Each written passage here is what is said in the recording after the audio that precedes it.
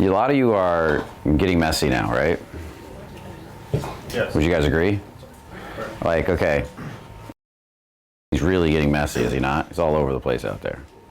I mean, this guy's getting so messy, he got us all kicked out of one bar, 9 people. And because he was just, his energy was all over the place, right? And you were dancing all night last night and having fun, and you guys are taking risks. You're taking risks. I saw you taking it. Now, some of you haven't quite fully reached that level. You're starting to. I saw it. And you were hesitant, but you're just starting to move into that phase. Okay, and that's really important. Because if you don't if you don't start pushing yourself and taking a lot of risks, then you can't clean it up. You can't clean it up and tune it up and turn it into something.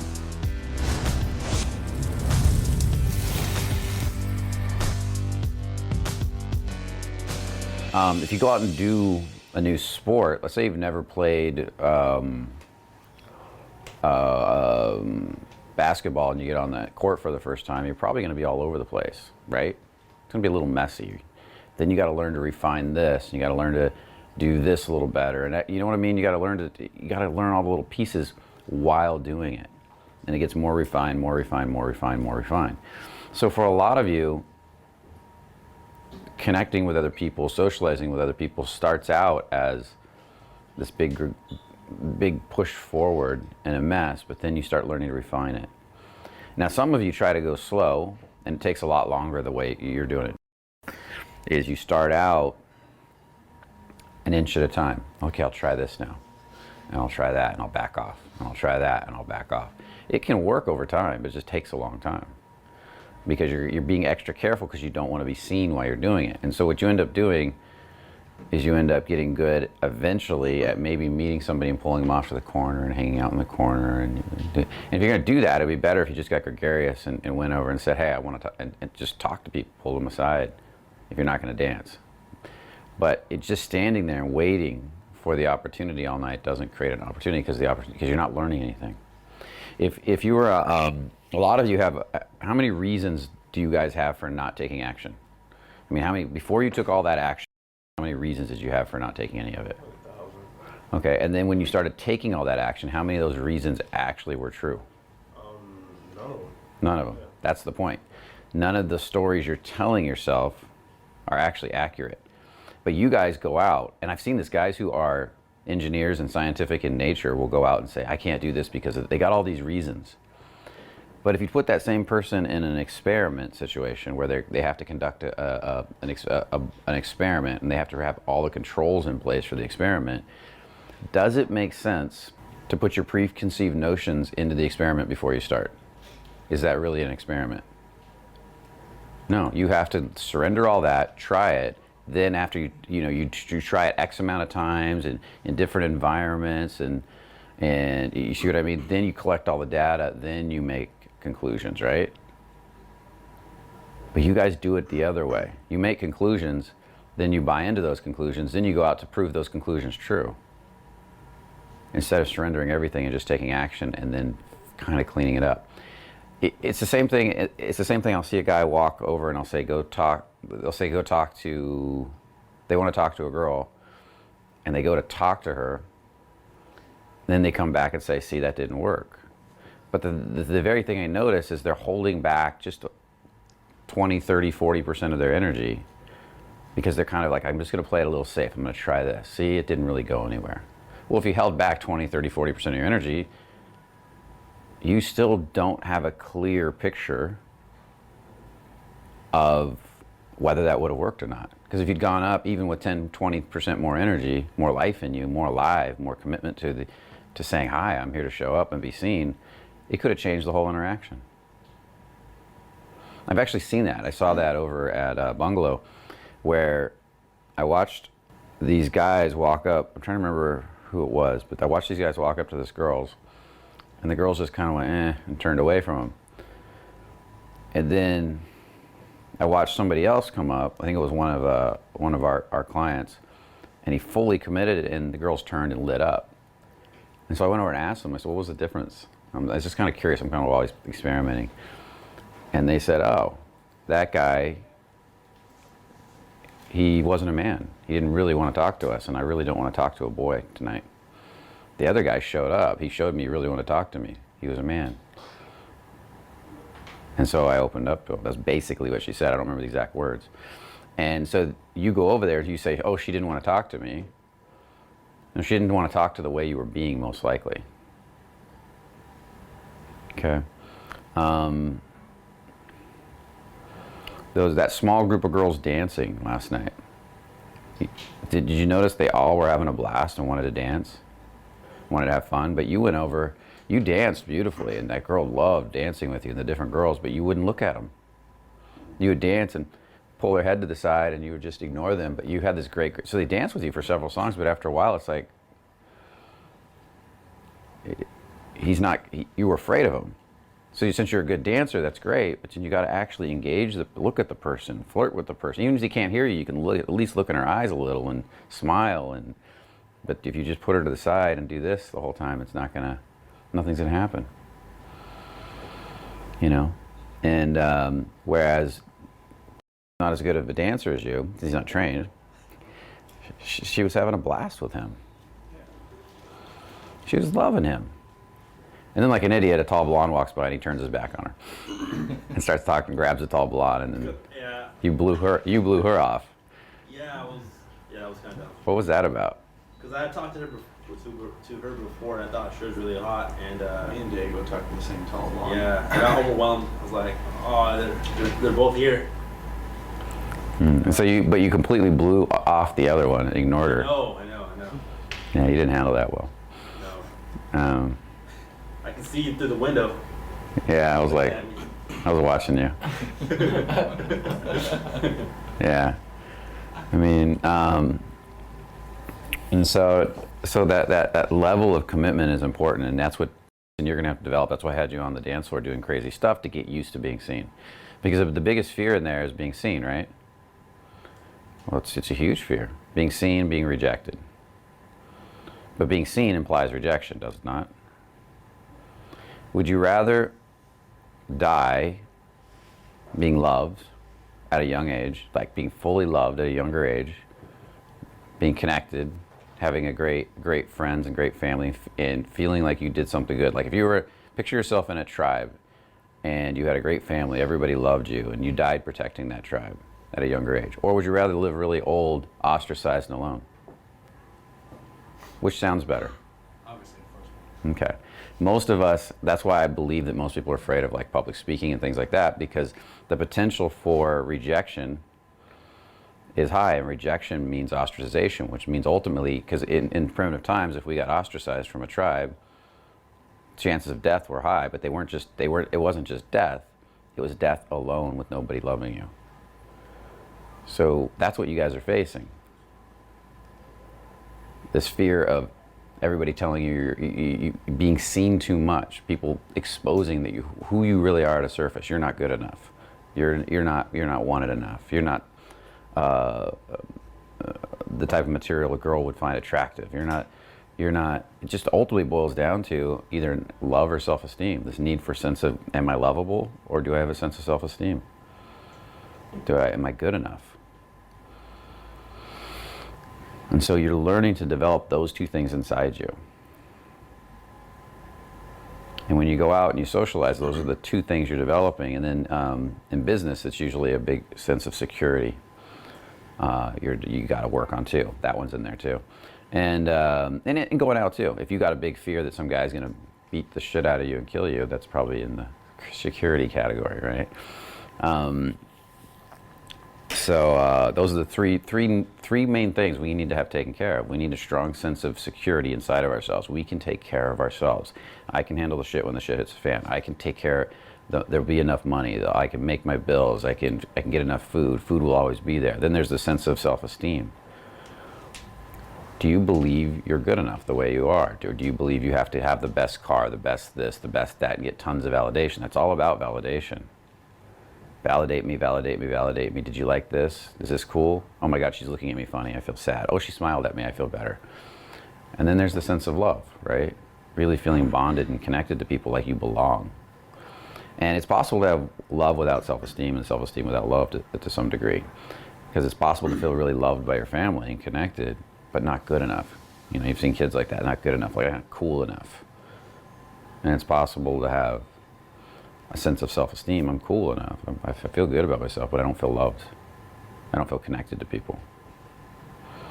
And so those three, when you get those all inside yourself as an outcropping of who you are, then then you start giving those energies to the world rather than trying to get them. You reverse the polarity on them, and then the world comes back to you in kind, because whatever you give, you get.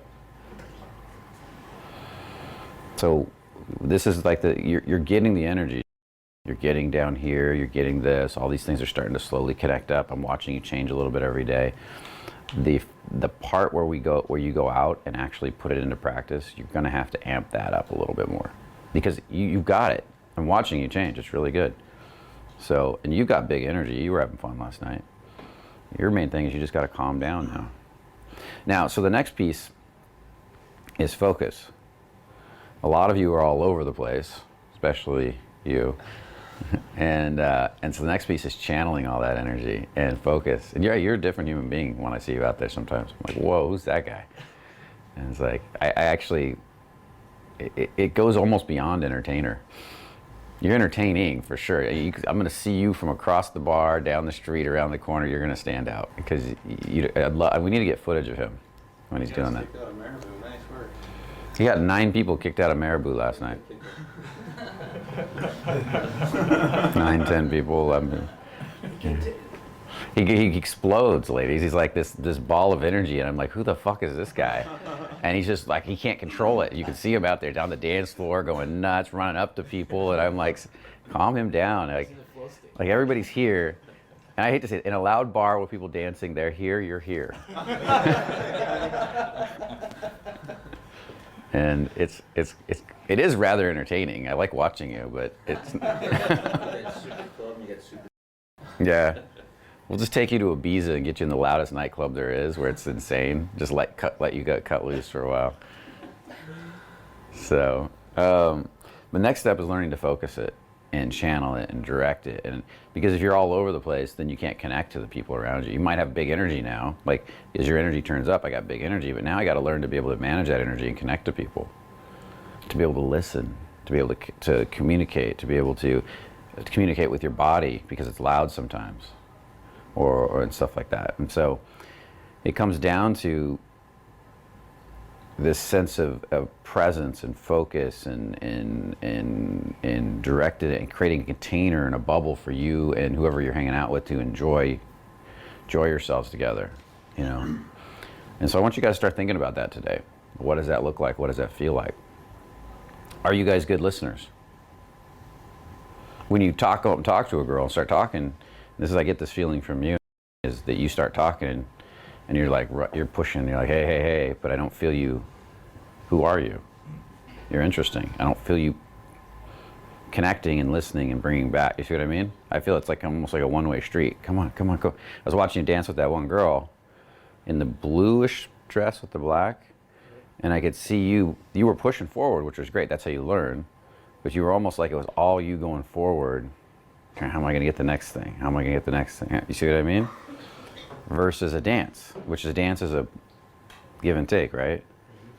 And a flirt and a play. Versus you kind of stepping back and enjoying her and inviting her into play a little bit, and then you coming forward, and then there's times to go forward and there's times to go back, right? Not just forward. Okay, what do I do now? Forward. And what do I do now? Forward. You see what I mean? Yeah. Do you feel that energy when you do that? Do you feel it? Sometimes. Okay, where are you right now? My head. Huh? My head. Yeah, you're suddenly really quiet and you're giving me the stoned look. Well, I'm reflecting on what it was like last night. And, I do remember doing a lot of that. Okay, do you guys see him do this? Do you know what I'm talking about? Okay, you do a little bit of it too. So now starting to get this more refined. There's a human being in front of me. I'm doing some of the what? There's a human being in front of me. Yeah.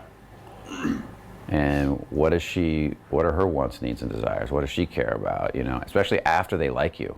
Like, okay, you showed up, you had fun, you're fun. Who's this human being in front of me? Like, listen, even in the noise when you're dancing, you know, feel a little bit of a connection and feel the human being in front of you. Still have fun, cut loose. Okay. Does that make sense to you guys? How often do guys do that to you, ladies? Like they come up and they just start pushing. They see you as an object on the dance floor, and they're just like, hi, and they're just like, and there's no sense of you. Do you know what I'm talking about? Yeah. Does that happen a lot? Yeah, and then as soon as you because they keep pushing, you start to finally shut off because they're just aggressively pushing. I'm not talking about being, it's good to be forward, and it's good to be clear in your intention. It's good to be solid. That's different.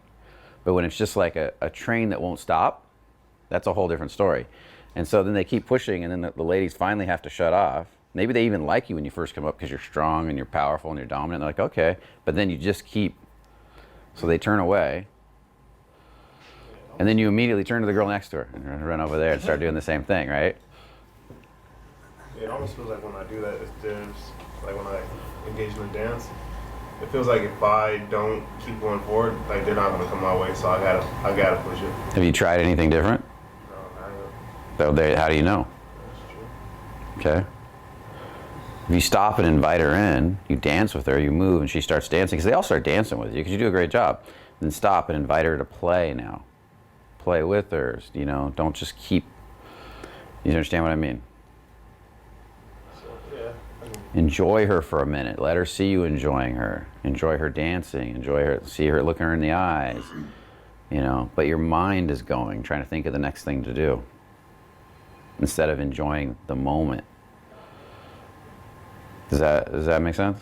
Yeah, it makes sense. You guys are dancing. Enjoy it. Have fun together. Dancing. Play. And I had a friend that used to dance with all the girls on the dance floor, and he loved it. He loved to dance. He just got his energy up, and he'd have a great time, and he'd go out and he'd grab a girl and spin her, and he was really forceful, but at the same time, he would be like spin her, and he'd step back, and he'd smile, and he'd enjoy them, and then he'd turn to the next girl and spin her and smile and enjoy her. And girls actually really liked him, and even though he was dancing with all the girls, because he wasn't just like a train trying to run over them. He knew what he wanted. He had a big energy. He was confident. He was solid. And he enjoyed it. So when he wasn't going out on the dance floor for him, it wasn't going on the dance floor to seduce a woman. It was going on the dance floor to have fun. But then the women liked him. Because you brought the fun. You got to bring, this is something I said to last night, is you got to bring your reality. Like when he walked up to that woman at the end of the night, I said, go over there, get solid, get low in your body, like we talk about, feel down here, walk over, and be a solid, confident man that's enjoying his presence, enjoying his body, enjoying her, and invite her into that reality. Don't go chase her reality. Pretty girl, I want to get inside her reality so I can get validated. It's not attractive. And what happened? She lit up. And she immediately sat down on the couch with him and cuddled up to him and wanted to talk to him. And you guys all saw that.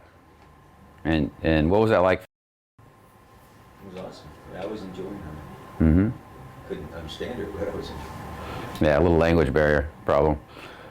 But she lit right. I watched the way she touched him. The moment he spoke to her, she just immediately and really enjoyed him. I was really just into her. Mm-hmm. She understood what you said when you walked up. Yeah. Yeah, but those were basic words. So, okay, guys, any questions?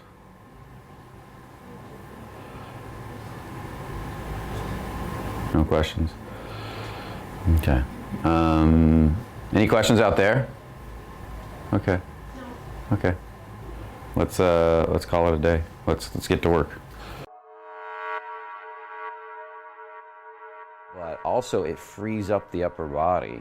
If my muscles are all contracting to keep me balanced and moving up here because because my balance point is higher in my body, then I have less emotional expression. Explore. You want to go out and have some fun, maybe you've never have in your life, and you're using these teachings to learn how to meet women, then go out and date, go out and explore. We do have one rule though, be honest. You see, honesty is an aphrodisiac. Zamparion said that years ago, and it is